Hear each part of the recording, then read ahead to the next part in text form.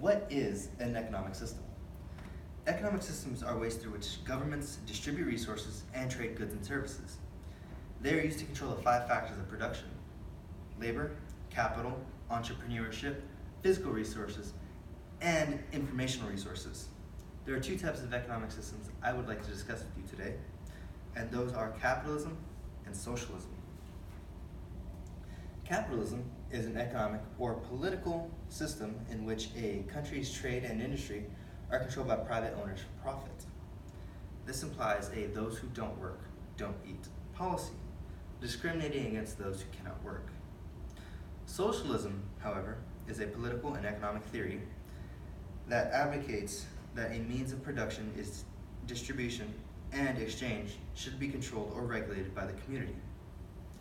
This punishes the hard worker because the hard worker now has no incentive or drive to keep working because they're being paid the same as their neighbor. Every economic system does not appear out of nowhere. They must be implemented when a new political party comes into power or when a state is born. For example, in 1917, in the October Revolution of November 7th to November 8th, the Bolsheviks took over Russia, forming the Communist Party and officially turning Russia into the communist nation everyone knew it as in 1922, officially adopting communism as Russia's political and economic policy. But in any economy, you must participate to produce anything, and just to get anything out of it. However, the fundamental viewpoints of capitalism and socialism will dictate how each person interacts with the system. Under capitalism, the way to earn money is to involve yourself in as many voluntary, mutually beneficial transactions as you can, or you produce a good or service that the general population wants. For example, an iPhone. This has led to the creation of many advances in tech, industry, medicine, and general quality of life care.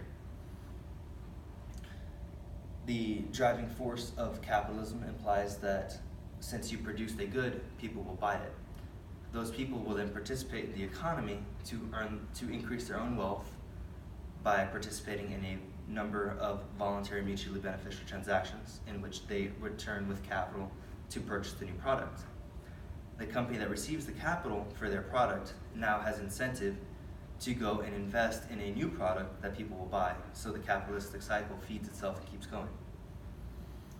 However, the downside to that is those who cannot work cannot eat, which means that those who cannot or will not participate in the economy are left with nothing. However, the other upside to that is this driving force, this idea, has led to the advancements in so many fields. Medicine would be the implementation of new surgeries, experimental surgeries, new drugs that help with pain, cancer treatments. Industry with the evolution of the central heat and air affordable to the general population.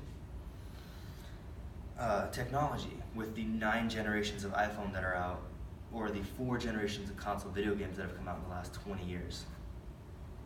And then in automotive, with the advancements in safety and gas mileages. These are all incentivized by capitalism, by people wanting more. However, on the opposite end of the coin, socialism's driving theory is the abolition of private property. So the screen you're watching this on currently is no longer yours, it's the community's. The other driving force of socialism is everybody works equally, therefore everybody benefits equally.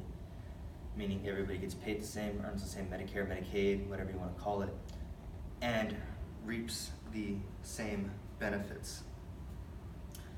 However, this does not account for the idea and the nature of humanity. Humanity's nature is laziness. Therefore, if somebody can get away with it, they will do it. meaning that all your high-skilled jobs, such as doctors, engineers, programmers, will all leave the system because they're being paid the same as the guy next to them, the janitor, instead of being paid what they feel they're worth. So why should they work if they're all going to get paid the same? Capitalism has its flaws, i.e., those who don't work don't eat, but this can be mitigated by the implementation of a social safety net such as Medicare, Medicaid, or food stamps provided by your states and local governments. However, socialism's inherent idea of everybody works equally, everybody benefits equally, does not allow for human nature to take its course. That means that people who can get away with it will be lazy, allowing the person next to them to do all their work. That person next to them is going to get burnt out, then nobody works, and all of a sudden your entire system collapses.